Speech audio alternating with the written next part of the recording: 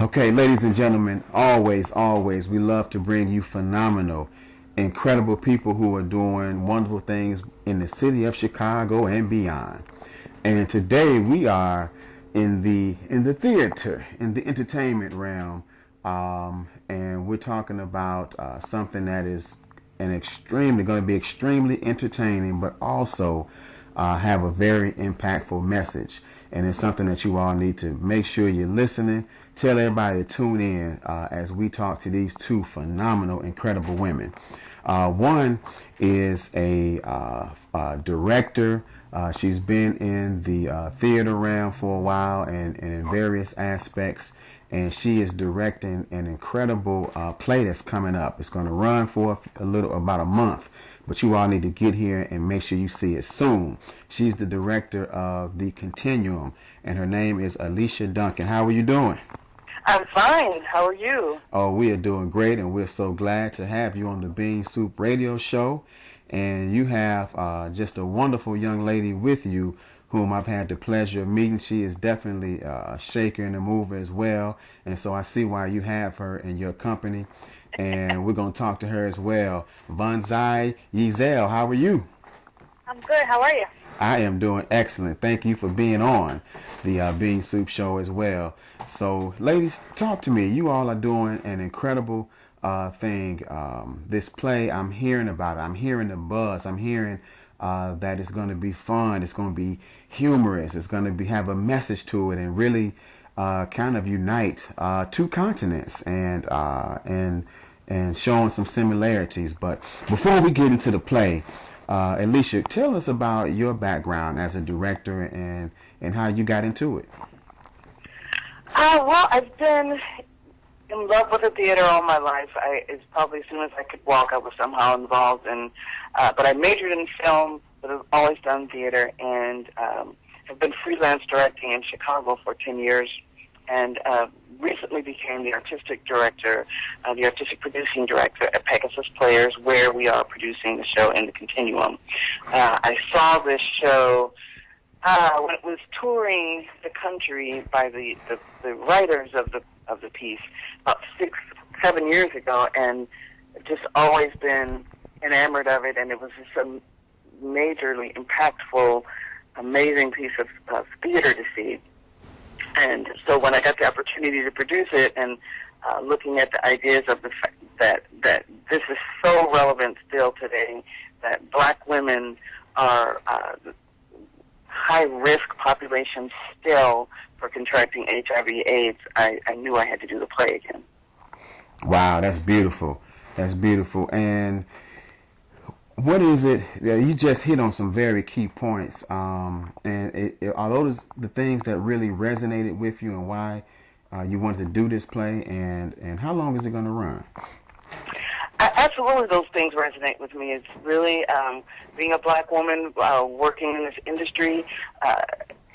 I wanted to be able to really be in a position where black women can continue to claim their power. Mm-hmm. I'm interested in stories that connect communities and people of all races and genders, but I'm always drawn to plays that resonate with my culture and have something of power to say about our journey as people.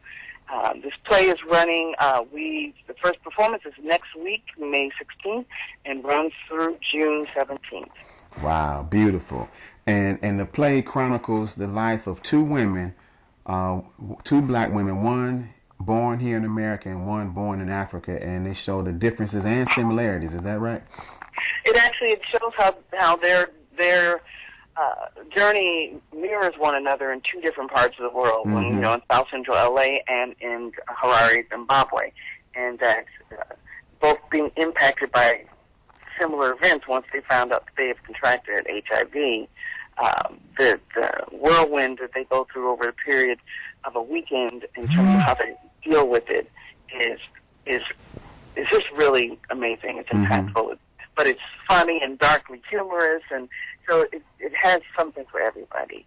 Wow, beautiful, beautiful. And tell us a little bit about some of the actors that are involved. We have Sam Bailey, who is currently in a show right now at oh God, she's gonna kill me because I forget the name of the show, but she's amazing in this play. And Ashley Lathrop, they're both young actresses who are should be looked out for. They're going to be amazing in this show, and I know they're going to have some amazing careers coming. But they do an amazing job of playing multiple characters that surround the lives of the women who are impacted by this.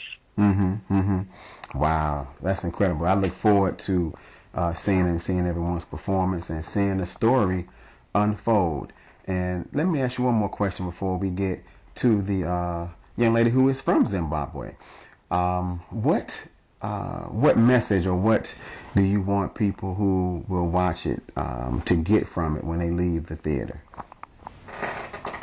I think it's really the idea, the reason that Dania, Gurira, and Nicole Salter wrote the play was that they wanted to add other people's voices to the struggle against HIV/AIDS, and by connecting to people through something that's darkly humorous but yet truthful and impactful, that's what we want people to walk away with, how they can empower themselves, how they can not be afraid to tell their stories, how they can move forward despite the challenge of something so potentially bleak and dangerous for them. Yeah, that's beautiful, and I really commend you. You know, I've done a little work up at Second City in years past, and just being and knowing a little bit about the theater and how important it is for those directing and helping to tell the stories, to have more black women in that role doing what you do is so important. It reminds me of an African proverb where the story of the hunt will always glorify the hunter unto the lions write the story. So we need more lions and lionesses writing and helping to direct the story. So we're definitely glad that you're doing what you do. Well, thank you for having us. Absolutely. So, and of course, you can hang around, but we want to talk to, since you have a character who reflects Zimbabwe, and we also have Vunzai Yeazel. Now, I had to take my time because, you know, it's been a long time since I've spoken my native language.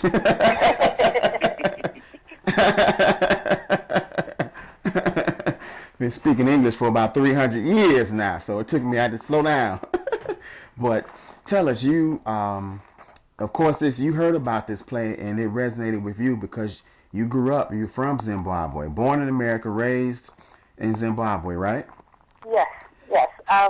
I found out about this play through a friend of a friend at a wedding because they know I'm from Zimbabwe. And initially, when I joined the project, it was just to help in dialect and culture because the play has some, and I have to commend the actresses and director for taking the leap of putting on something, you know, and that's what we love about the arts, don't we? It just takes us to a place that you've never been. That's right. And the experiences kind of resonate. And so they wanted some help within, you know, some of the words, the phonetic enunciations, and culturally what things were going on within the play when it was written. Wow. And that by Dania and the other writer. So I came in and I helped them with that, but along the discussions, I discovered that what Pegasus Plays does hit a core in me. Pegasus Plays puts on shows that are socially conscious, and their mission is to produce the highest quality artistic work, provide exemplary theater, but also education and change the lives of the people around them. So to me, it was more than just it's a fun play, but they're touching a subject matter that most people usually shy away from. Right, that's right. And even though there was a moment where it was, you know, top of the news and it was a top of discussion, it's kind of died down, even though the epidemic has not. And you have people, you know, friends affected by it. Is that right? Yes, I actually had the experience and watched some of my family members pass away due to AIDS when I was younger, and the experiences stuck to me because I never really understood the context and why they were outcast and the issues they dealt with. And then when I came to America, it was another thing that I noticed that society that we just don't talk about anymore because AIDS is still out there. and a lot of our youth just don't get that. So those themes resonated, and so I jumped on the project to help Ilesa give her the opportunity to direct, and me run out there and go market it, and so that's how I became part of this project. Man, that's beautiful. So in this play, people can experience the humor. They can be entertained. They can hear a message about a problem that needs to continue to be addressed to solve the underlying problems that lead to it.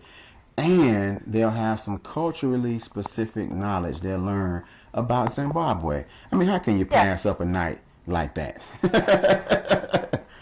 Yes, and then also the things about Zimbabwe, because in the 80s and 90s, Zimbabwe is known as the breadbasket of Africa. I mean, we did so well economically that it was one of those countries that were like the pillar for Africa. But then in the recent years, besides the AIDS epidemic, has been the inflation. In 2008, there was a 11 trillion % of inflation, which sounds like a crazy number, but everybody thought it was unthinkable in 2008. But now you look at our economy, you know, Zimbabwe was one of the first countries to issue a $1 trillion bill. So that's how bad inflation got in that country, and it could quickly happen here as well in America. I mean, just look at the days we live in. So it just kind of, I love the way that the story parallels both countries, right, and we see what happens.